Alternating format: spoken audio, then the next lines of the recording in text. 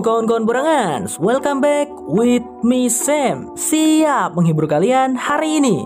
How are you today kalian? Semoga sehat-sehat dan bahagia selalu. Tanpa berlama-lama langsung saja.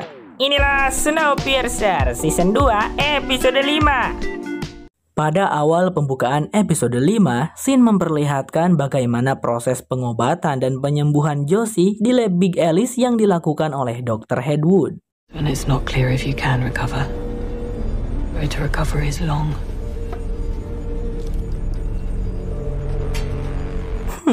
Kayak ada sensasi satisfying ya lihatnya. Tentu saja obat yang mereka gunakan sangatlah ampuh. Sehingga dalam beberapa hari, Josie sudah bisa berjalan meskipun tertatih. Dan dalam beberapa hari ini juga, Josie melihat Dr. Hedwig sepertinya sangat sibuk mengurus Bob si pria es. Membuat Josie curiga. Josie pun secara diam-diam menuliskan pesan di kertas, menaruhnya dalam botol kecil, dan menempatkannya ke dalam keranjang pakaian. Kemudian Emilia yang bertugas mencuci pakaian mengambil keranjang tersebut. Dan ia yang akan bertugas untuk mengirimkan pesan-pesan dari Josie ke perbatasan. Beruntung sekali mereka punya Emilia kan? Seorang petugas di perbatasan yang suka barter narkoboy sama Pike pun tidak banyak omong dan mau diajak kerjasama. Karena kalau si petugas itu melapor, tentu saja dia juga bakalan kena hukum sama si Mr. Wilport. Karena sudah barter narkoboy dengan Pike secara ilegal. Namun pengiriman pesan rahasia itu terbatas, hanya bisa seminggu sekali saat dilakukannya pertukaran suplai. Di seberang sana, Pike bertugas sebagai penerimanya. Dan untuk menghindari kecurigaan semua orang, tugas untuk memberikan botol pesan itu kepada Layton adalah si Winnie kecil.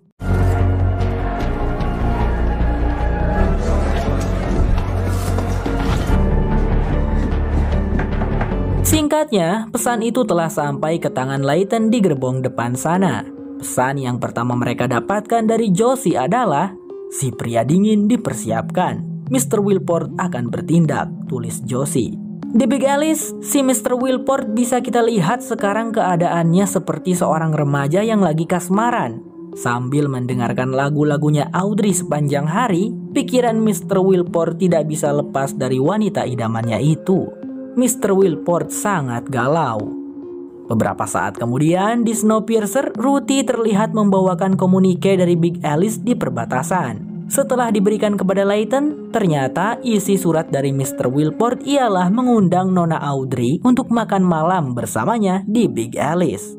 Tanpa ragu, Audrey menerimanya. Wanita itu berkata itu adalah kesempatan bagus buat mereka untuk mencari tahu seperti apa situasi di sana. Dan Ben juga memberitahu bahwa di ruang engine Big Alice terdapat sebuah kotak perekam. Kotak itu Mr. Wilport tidak mengetahui kegunaannya apa. Audrey hanya perlu membuka bautnya, kemudian menukar 2 kabel di dalamnya. Dan mereka pun nanti akan bisa mendengar semua pembicaraan yang ada di ruang engine Big Alice. Mr. Wilport tidak akan tahu. Scene berganti pada Mr. Wilport dan Alexandra. Saat ini, Alexandra kesal pada Mr. Wilport karena merahasiakan rencana yang akan Mr. Wilport lancarkan malam ini. Kenapa cuman Sykes yang diberitahu rencananya? Protes Alexandra. Meskipun Alexandra memaksa Mr. Wilport untuk memberitahunya, namun pria tua itu tetap tidak mau bilang. Ia berkata, "Tunggu saja Alex, kau akan tahu sendiri. Ini akan menjadi kejutan untuk semua orang." Beralih pada Layton dan rekan-rekan yang tengah berkumpul. Layton memberitahu bahwa ada indikasi pria dingin Wilport merencanakan sesuatu. Dan jika itu berurusan dengan Bob S, kemungkinannya serangan akan terjadi dari luar. Ya, Japi berkata mereka bisa mengamankan 16 pintu keluar Snowpiercer dari dalam. Masalah beres. Lalu setelah yang lainnya beranjak pergi, tersisa Bastille dan Pak Rossi. Layton pun memberitahu keduanya bahwa ia punya sumber di Big Alice, yaitu Josie. Hal ini dirahasiakan oleh Layton untuk berjaga-jaga, dan hanya orang-orang penting saja yang tahu. Bahkan penjamuan tidak Layton beritahu. Ya, Layton masih belum percaya kepada Ruthie.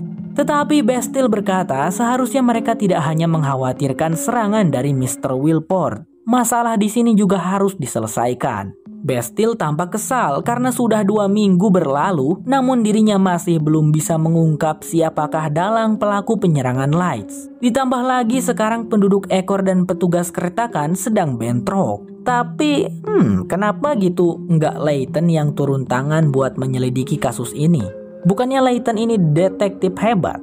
Bastille berkata, percayalah guys, situasi penduduk di sini jauh lebih darurat daripada serangan Mr. Wilport. But we've got our own problems here, at home. They're communicating through trade. Each other's throats. It's been 2 weeks. Onto something, which is why we have to keep the border open. Scene lalu memperlihatkan Audrey dengan dandanan menor dan pakaian seksinya berjalan melewati gerbong Ekor. Para lelaki yang melihatnya tentu saja banyak yang terpana dengan kecantikan Nona Audrey.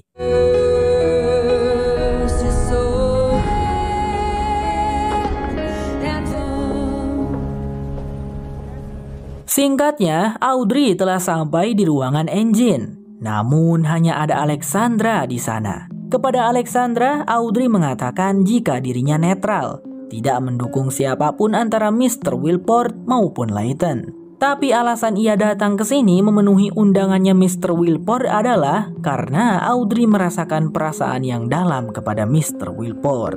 Tak lama, Mr. Wilport datang dan langsung menyambut Audrey. Welcome aboard, old friend.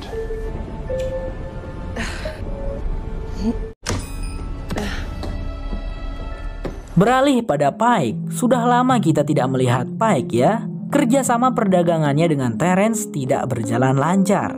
Karena Terence mau narkoboy itu dalam jumlah yang besar. Kalau hanya sedikit, Terence tidak mau bertukar dengan Pike. Alhasil, Pike pun mencari pelanggan lain di kelas 3 yang mau membeli narkoboy darinya.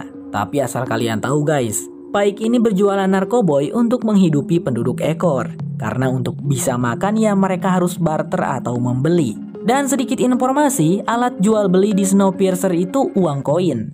Cuman scene yang menampilkannya itu jarang.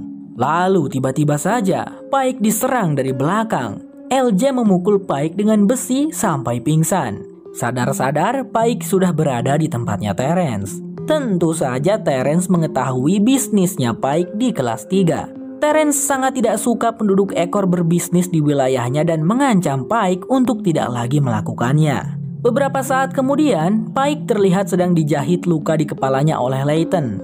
Kepada Layton, Pike mengadukan itu semua dan mengatakan bahwa perdagangannya itu adalah untuk menghidupi keluarga mereka, yaitu para penduduk Ekor. Layton mengerti hal itu dan berjanji akan mengurus Terence. Singkatnya, Layton telah sampai di kediamannya Terence. Dan tanpa basa-basi meminta Terence untuk menyepakati agar mengizinkan Pike bebas melakukan bisnisnya di kelas 3. Karena itu untuk penduduk Ekor. Namun Terence berkata, aku sama sekali tidak peduli dengan penduduk Ekor. Sehingga Layton pun harus mengeluarkan berkas dan mengancam akan memenjarakan Terence. Karena sudah banyak laporan keluhan tentang aktivitas kriminalnya Terence. Tetapi Terence tidak takut. Ia juga punya sesuatu untuk mengancam Layton. Dalam belakangan ini, Terence memperhatikan jika si Winnie kecil dari Ekor selalu berlari ke gerbong depan setiap kegiatan pertukaran suplai dengan Big Alice. Yang membuat Terence tahu bahwa ada mata-matanya Layton di Big Alice sana. Apa ya kira-kira tindakan Mr. Wilport pada mata-mata? Ucap Terence sambil tersenyum. Ya, pria licik itu paham kapan waktu yang tepat untuk menggunakan informasi yang ia tahu. Scene lalu berpindah pada ruang engine Snowpiercer. Ben dan Jappy sekarang sedang panik. Pagi ini mereka meluncurkan balon data cuaca yang ke-11 sekaligus terakhir. Tetapi meskipun balon sudah mencapai ketinggian 39.500 meter, Melanie masih belum memberikan tanda ping. Melanie biasanya selalu memberikan tanda ping, tapi kali ini anehnya tidak. Pasti telah terjadi sesuatu padanya, ucap Ben dengan wajah khawatir. Beberapa saat kemudian, para petinggi Snowpiercer pun berkumpul. Ben dan Jappy langsung memberitahukan kabar buruk tersebut.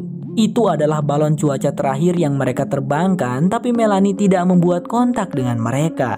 Pasti telah terjadi sesuatu pada Melanie. Ruthie yang mendengar itu tampak khawatir, namun ia yakin Melanie baik-baik saja di sana. Lalu Ben berkata masih ada kemungkinan misi ini akan berhasil. mereka akan menyiapkan Snowpiercer untuk berputar balik kembali ke Gunung Rocky. Tetapi mereka sepertinya tidak akan mendapat kabar lagi dari Melanie. Layton pun berkata mereka harus merahasiakan ini dari Mr. Wilport. Semuanya setuju. Namun apa yang harus mereka katakan kepada para penumpang? Karena para penumpang pasti menunggu pengumuman hari ini. Kalau begitu kita berbohong saja pada para penumpang, ucap Ruthie. Karena Melanie lah yang saat ini menyatukan semua orang. Semua orang menggantung harapan pada misinya Melanie. Mereka pun setuju berbohong demi harapan. Dan sepertinya Ruthie bisa mengerti sekarang tentang tindakan Melanie yang berbohong selama 7 tahun ini. Ya, karena untuk menyatukan semua orang. So then we lie. She did it for 7 years. Melanie's the one thing that's been keeping us all together. You've launched 11 probes so far. Bastille yang terus-terusan merasa tertekan kembali menemui Pastor Logan. Dan kali ini Pastor Logan mengajak Bastille untuk baku hantam tinju untuk menghilangkan stresnya Bastille. Terjadilah pertarungan di antara mereka. Awalnya Bastille tidak melakukannya dengan serius, namun karena Pastor Logan melancarkan bogeman-bogeman yang serius dan menyakitkan, Bastille pun menjadi emosi dan membalas telak Pastor Logan dengan pukulan-pukulannya yang serius juga. Suffering is a part of the human condition. Feel pain, but it's unavoidable.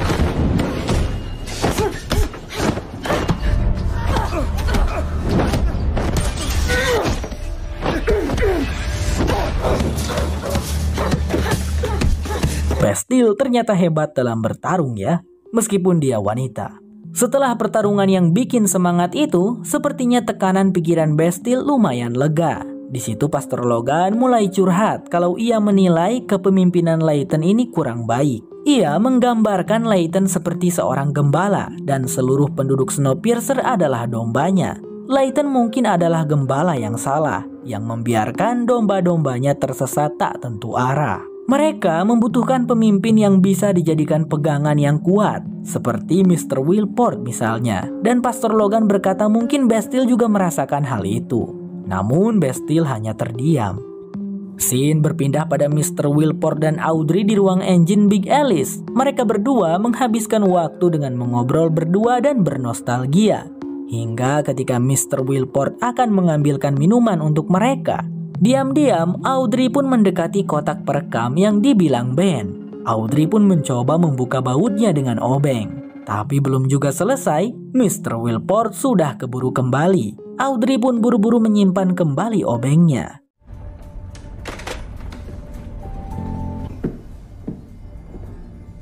Big Alice, this is Snowpiercer. Sedangkan di sisi lain, Layton sedang berbicara empat mata berdua dengan Pike. Layton berpikir mereka harus mengatasi Terrence segera mungkin. Bukan hanya mengakibatkan bisnis Pike kesulitan, tapi Terrence juga mengetahui rahasia mereka tentang Josie. Ini sangat berbahaya.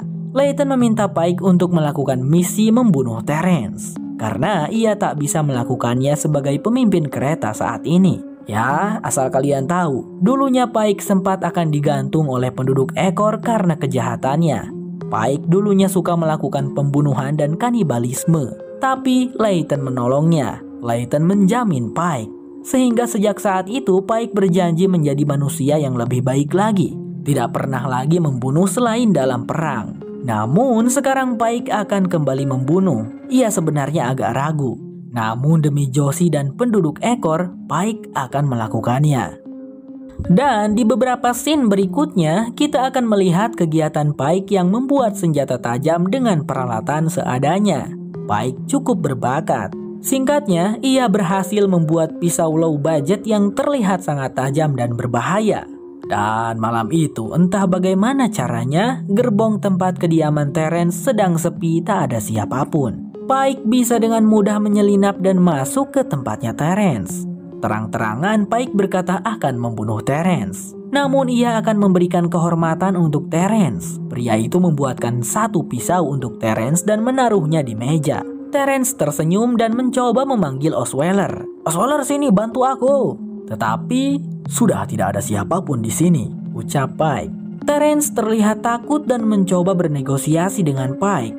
Baiklah, aku akan menerima kesepakatan dengan kalian dan aku janji tidak akan membocorkan tentang Josie mata-mata kalian. Namun, Pike sudah tidak mau menerima usulan apapun selain berduel.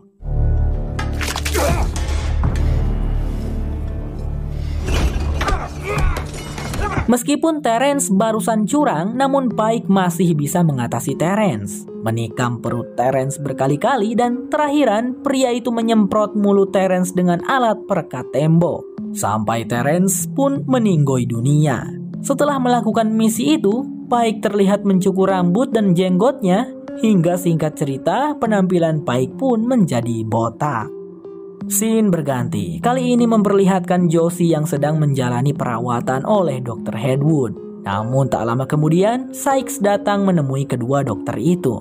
Dan di luar sana, Sykes sepertinya mengatakan tentang rencana yang akan dilancarkan Mr. Wilport malam ini. Dan sayangnya Josie tidak bisa mendengarkan percakapan mereka. Beberapa saat kemudian, Josie diberi obat bius karena Josie akan menjalani pengobatan yang sangat menyakitkan di bahunya. Tetapi diam-diam Josie tidak meminum obat biusnya itu. Dan secara tidak sengaja, Bob S. menyaksikan hal tersebut dari atas. Singkat cerita, Josie pun saat ini sedang menjalani pengobatan itu. Dan ia tampak berusaha menahan rasa sakit yang luar biasa hanya demi agar bisa mendengar percakapan kedua dokter itu. It's starting tonight. The breachman. Blood. Blood.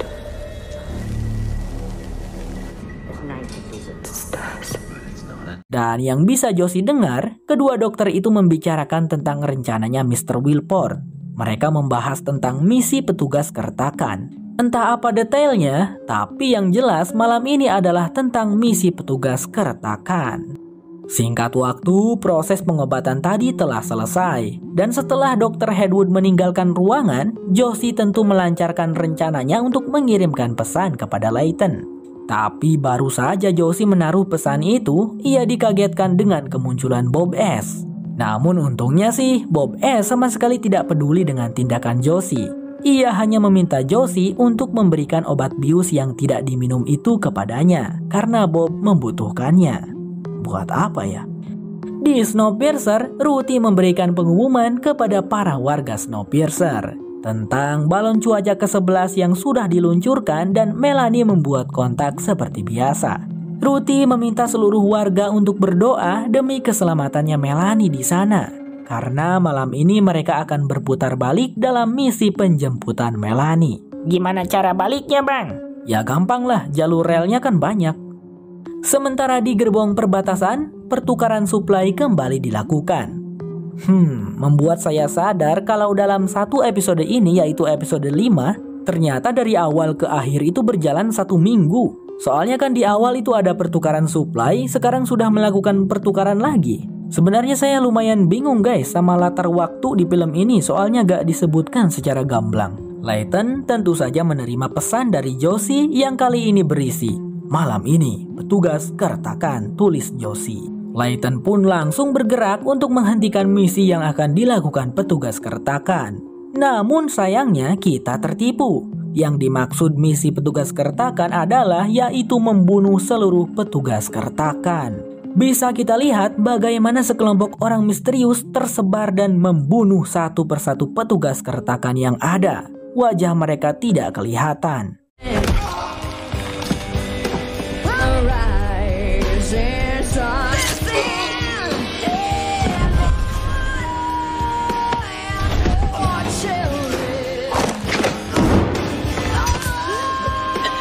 Satu orang misterius lainnya hendak menemui dan membunuh Bojan, pemimpin petugas kertakan. Tapi orang misterius itu langsung berbalik saat melihat Layton dan Pak Rossi datang dari arah lain, yang juga sama-sama bertujuan mendatangi Bojan. Mereka berdua langsung menyergap Bojan dan menyuruh Bojan untuk menghentikan misinya. What the hell are you talking about? Where are your friends? Around! Where are they? We know you're plotting for Wilfred. Di gerbong perbatasan terlihat Audrey akan kembali pulang dengan diantar oleh Mr. Wilport. Tapi keadaan di Snowpiercer tampak tidak bagus dengan dengungan alarm itu. Mr. Wilport berpura-pura tidak tahu dan bertanya, "Ada apa ini, oi?" Ruthie juga kebingungan dan tidak tahu apa yang terjadi. Dan di situ melihat kekacauan itu membuat Audrey mengurungkan niatnya untuk kembali. Audrey memilih untuk tetap tinggal bersama Mr. Wilport. Mr. Wilport juga mengajak Ruthie. Pria tua itu tahu Ruthie sangat mengaguminya dan juga sangat ingin bersamanya. "Aku tahu kamu ingin berada di sini, Ruthie, jadi kemarilah." Tetapi Ruthie dengan matanya yang berkaca menolak ajakan Mr. Wilport karena ia memilih untuk tetap setia pada Snowpiercer. To visit. Snowpiercer bersambung. Sampai jumpa lagi di episode berikutnya. Bye-bye.